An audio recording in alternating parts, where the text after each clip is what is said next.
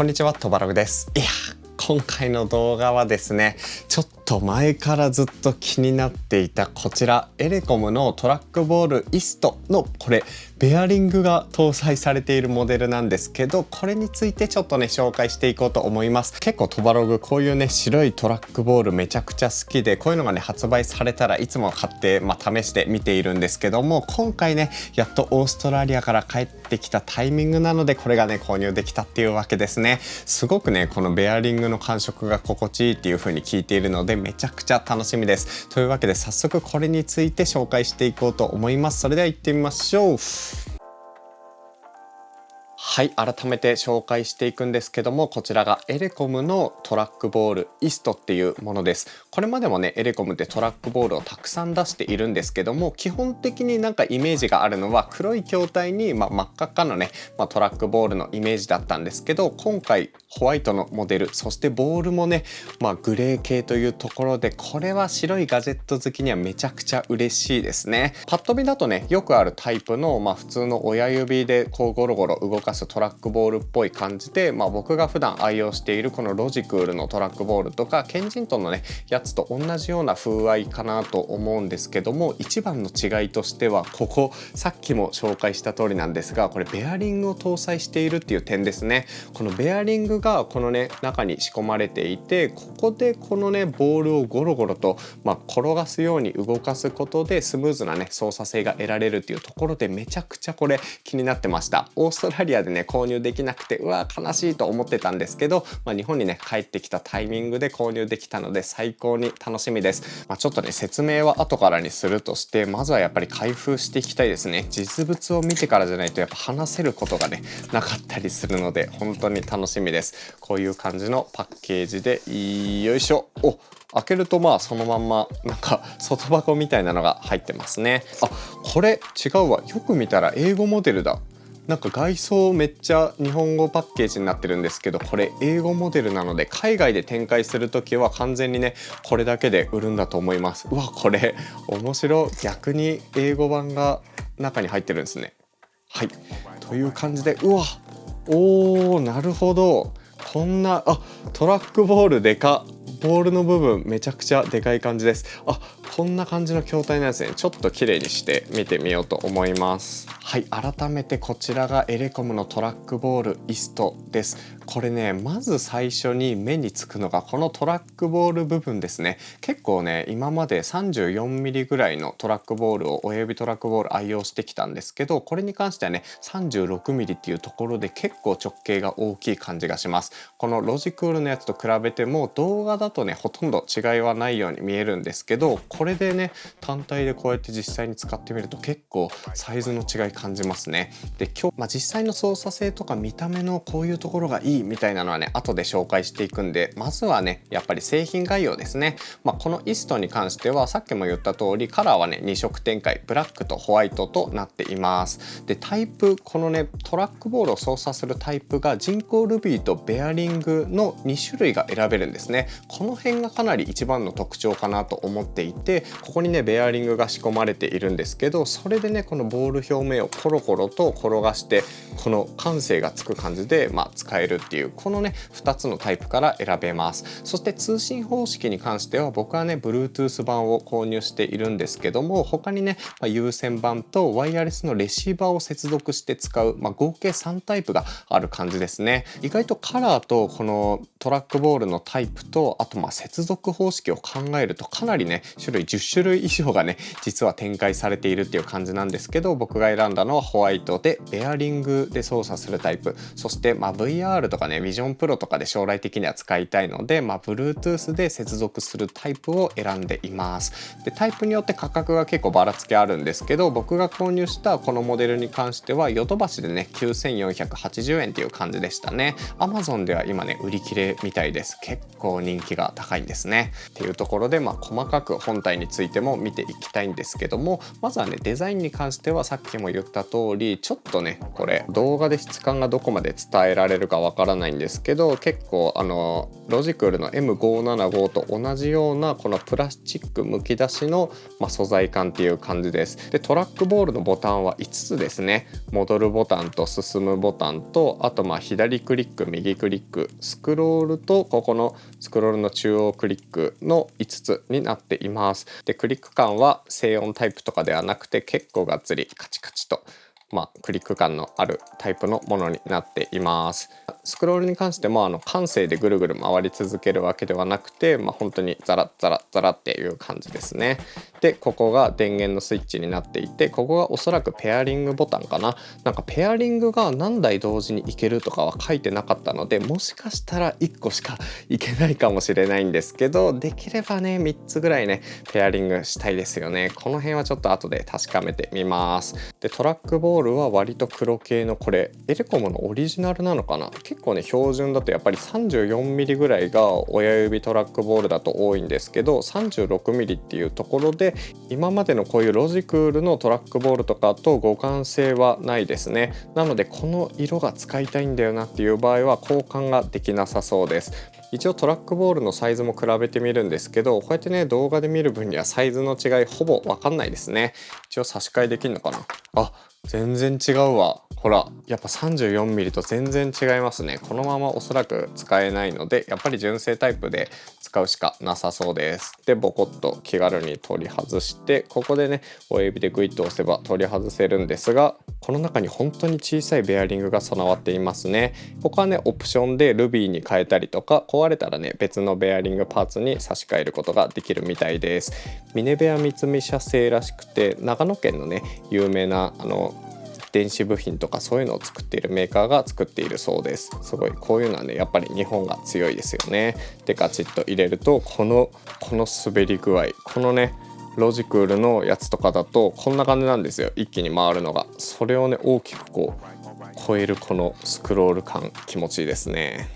で裏側を見るとこんな感じで、よいしょ、電池がね中に入っています。電池でね使うタイプなので、使う時にね充電しなくていいのはめちゃくちゃありがたいですね。結構最近もう充電池とかも普通に IKEA とかそういうのおしゃれなのが売っているので、このままね電池で使いづらくなったら交換してっていうのが気軽にしやすいのがポイント高いですね。で個人的にエレコムのマウス類ですごい好きだなと思うのがここなんですよ。ここちょっと筋張ってるの分かりますかね。ここにこうやって手を置くことですごく馴染むこのグリップ感があるんですよね。表面とかは何のね塗装もされていないのでサラサラ感のあるものなんですけど、ここがこうやってピタッとくっつくことで本当に手に馴染む、包み込むような感じで操作できるっていうのが結構ね、エレコムのマウスいいなと思っていたところなんですね。でエレコムのこういう感じのトラックボールが今までなかったので、いやこの感じ使いたいけどトラックボールであったらなと思ってたんですが、やっとね今回発売されたので実際にこれで使ってみるのが本当に楽しみです。で結構こうやって握った感じも割とね手首の角度とかは結構自然な感じで、変にねエルゴノミクスすぎないところが長く使いやすそうですね。結構こういうエルゴノミクス系をね意識したデザインとかだと逆に手首がこうなりすぎてね、ずっと使ってるとこの親指部分すごい疲れるっていうのがあるんですけど、ギリギリそういうのがなさそうな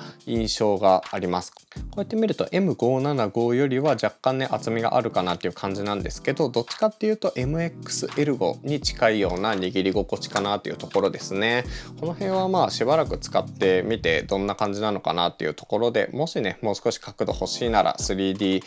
パーツとかね、エレコムでも確かこういうねここにつけるパーツとか売ってたと思うんですけど、そういうのをね購入してちょっとねいろいろ確かめてみたいところですね。本体に関して話したいところはそんなところですかね。その他のスペックに関してもこんな風に記載しておきます。重さがね意外と電池があるんですけど 146g っていう感じで結構ね軽めで、普段から持ち歩くのも持ち歩きやすそうですね。じゃあせっかくなんでちょっと使っていこうと思います。電源をオン。はい、こんな感じで今ね電源がオンになっているかなと思います。ペアリング状態とかそういうのはね、こことここに赤い LED が仕込まれていて、これでね状況がわかるみたいですね。おそらくここを長押しするとペアリングモードになって、来ましたね。普通にこっちで接続、はい、イストトラックボールできちんと認識してくれました。めっちゃ楽しみ。すごっ、めっちゃヌルヌルかもしんない。ちょっとこれ早いな。例えばこういう細かいところを選びつつ、あとは早くこっち側がいいんだよねっていう時は素早くねこう移動するっていうのもしやすい気はする。はい、ちょっとね今画面録画しながらなんですけど、 MacBook 単体の画面だとちょっと狭いんですけど、こういう風にね広めのディスプレイ 4K ディスプレイとかに接続する時ってこのね画面の行き来とかが結構クリエイティブ系の作業だと多いんですよね。なのでこっちでちょっとこれを操作した後にこっちだったみたいな、こっちのね操作に行くっていうパターンも割と多かったりして、このねスクロールが多ければ多いほど、ここのね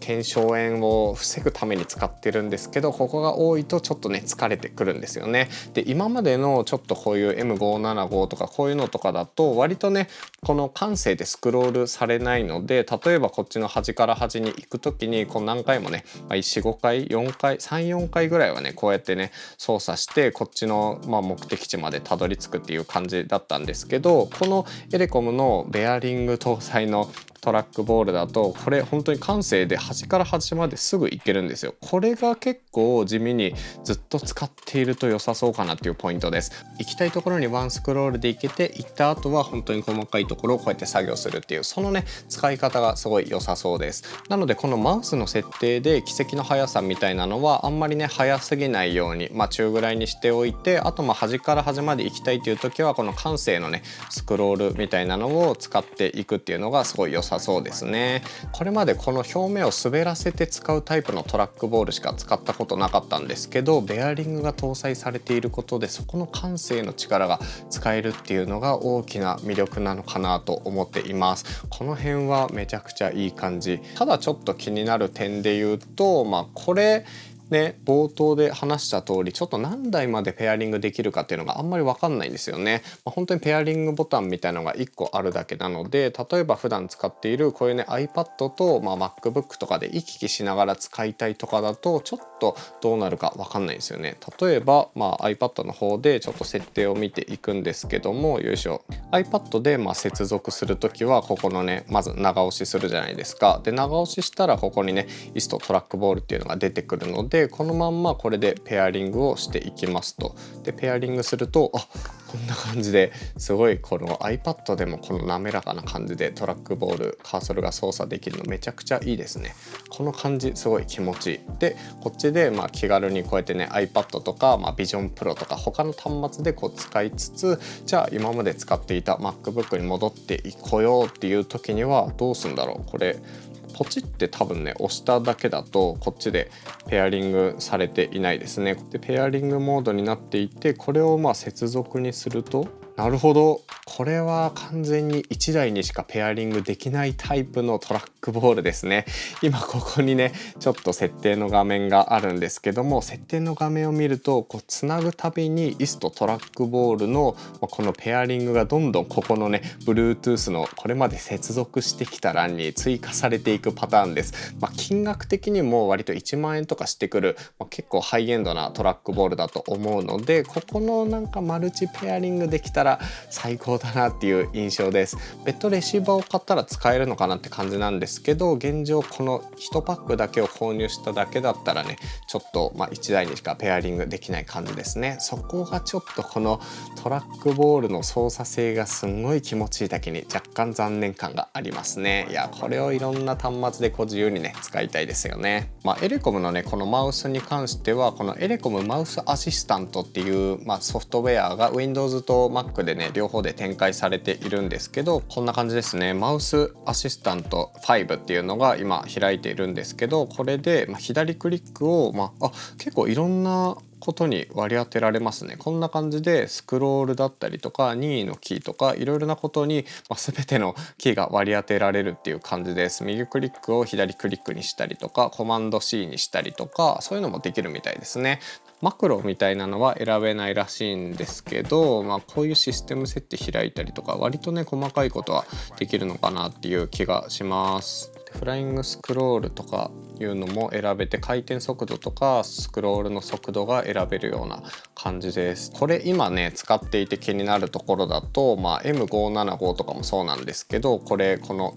トラックボールのこの感じとこのねスクロールの方向性がちょっと逆なんですよね。例えばトラックパッドだと下から上にこうスクロールする時にねこういう風に自然な感じになってほしいんですけど、こっちのスクロールだとこの下に行った時に下行ってほしいんですよ。なんですけどこれが逆になっていて、こういうなんか設定とかはこの純正のねエレコムアシスタント5だと難しそうです。これを解決するためにいつもこのスクロールリベーサーっていうねソフトがあるんですが、それを使っているんですけど、これをね使うとこのねマウスパッドとかスクロールの方向みたいなのをトラックボールに対して逆にね割り当てられるので、これをね使えばこの辺はこんな感じで自分の好きな感じで解決するかなと思います。っていう感じで実際にねこのエレコムのイストトラックボールに関してちょっとねもう少し使い込んでから実際に気になるところと、ここが良かったよっていうところをね紹介していきたいと思います。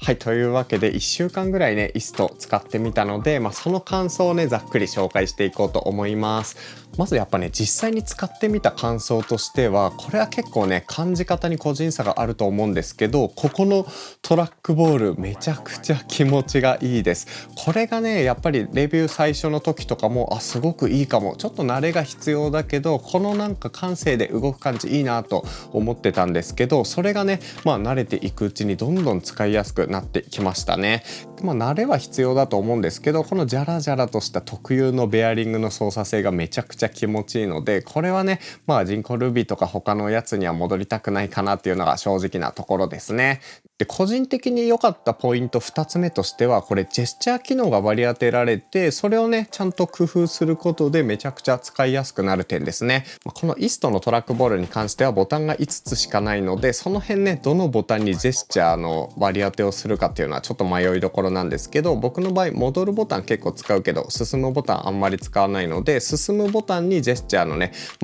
トリガーを割り当てている感じです。でここを押しながら例えばこっちに動かすと、こういう風にねこのトラックパッドで操作するかのような割り当てをここでしていて、で例えばこれを下にするとデスクトップをね開いたりとか、あとはこうやって上にするとこうやってねすぐにファインダーが出てくるようにしたりとか、そういうね操作をここに割り当てています。本当にいろいろなタイプのジェスチャー割り当てられるんですけど、あんまり多すぎると覚えられないので、とりあえず僕はこの Mac でよく使うような、ショートカットとかこういうね、画面の移動とかそういうのをね割り当てている感じです。特にこういうクリエイティブ系のツールとか動画編集をしてる時って、このねファインダーを結構開いて素材をね入れたりもするので、これをね上にしてすぐファインダーが開ける状態にしたりとか、そういうね細かいよく使うことがしやすいのが嬉しい点ですね。個人的に使っててすごいいいポイントとしてはやっぱりその2個ぐらいですかね。あとは地味に本体が結構軽くて電池式なので持ち運び割としやすい方なのかなとは思うんですけど、その辺はね誤差ですね。基本的にこのベアリングがめちゃくちゃ気持ちいいっていうところと、このねジェスチャーが結構便利だなっていう、このね2つがやっぱり強いポイントかなと思います。逆にね物にはいいところもあればちょっとね気になるところもあるんですね。それが常なのでちょっとそれについても紹介します。まずちょっと残念な点1つ目としては、やっぱりねボタンの割り当てができるのにボタンの数がね最低限しかないっていうところですね。結構本当に戻る進むとかスクロールも縦しかないし、そういうところがちょっと不便かなって感じます。できればねこのジェスチャーとか割り当てられるので、この辺が戻る進むだけじゃなくて真ん中にねもう1個ボタンとかがあって、そこにねジェススチャー割り当てできるのであれば、ここを押しながらね、さっきみたいにジェスチャーしたりとかで、基本的な機能は削らずにそういう使い方ができるので、もしそれができたらね、やっぱり便利だったなっていうところで、横スクロールも追加して6ボタン式とかだったら最高でしたね。これだったら1万5,000円出してでも欲しいなと思います。で、2つ目としてやっぱりね、ペアリングが1機端末でしかできないっていうところですね。ここは結構いろいろね、社用 PC だったり、プライベート PC だったり、あとはWindows と Mac とかね、いろいろな端末行き来するって考えると、やっぱり1ペアリングしかできないのは結構不便です。毎回ね、ペアリングし直して、そんでBluetooth の LAN からね、1個前のやつ消したりしなきゃいけないので、この辺はね、3個ぐらい最低でもペアリングできて、こう切り替えができると楽だったなってすごい思います。ちょっとね、残念だなと思うところはそんなところですかね。若干気になるところで言うと、やっぱりね、筐体も1万円ぐらいしてくるけど、ちょっとね、チープな素材感だったりするので、この辺もう少しかっこいい感じのマットな樹脂製だったら嬉しかったなとか、そのぐらいですかね。はい、というわけで今回はこのエレコムのトラックボールイストのベアリングモデルについて実際にね、数日間使ってみた感想を紹介しています。個人的にはものすごくこのベアリングの操作性がね、なんかハンドスピナーを使っているような感覚に近くてすごいね、やみつきになるので、この操作性はめちゃくちゃ嬉しいですね。あとはジェスチャー機能が使えたりとか、その辺がすごくいい感じだったので、今のところはこれをね、メインで使おうかなと思っています。実際にね、使うまではレビューとかでね、結構このカーソル操作が難しいとか、決まったところにね、操作がいかないみたいな、そういう声もあったので、大丈夫かな、慣れるかなとは思ってたんですけど、幸いね、僕の環境だと全然ね、問題なく気持ちよく使うことができています。これからね、どんどん使っていくうちに、ここがこうだったらなとかが結構ね、出てくると思うので、またそういうタイミングで、例えばデスクツアーの時とかに詳しくね、しばらく使った長期レビューとかをしていこうかなっていうところですかね。はい、今回の動画はこれで終わりにしようと思います。トバログではこの動画の他にも、人のカバンの中身のインタビューだったりとか、いろんなね、白系のガジェット好きで、そういう動画も作っているので、ぜひ過去動画も見ていってください。そして気に入っていただけたらチャンネル登録もお願いします。というわけで次の動画でお会いしましょう。トバログでした。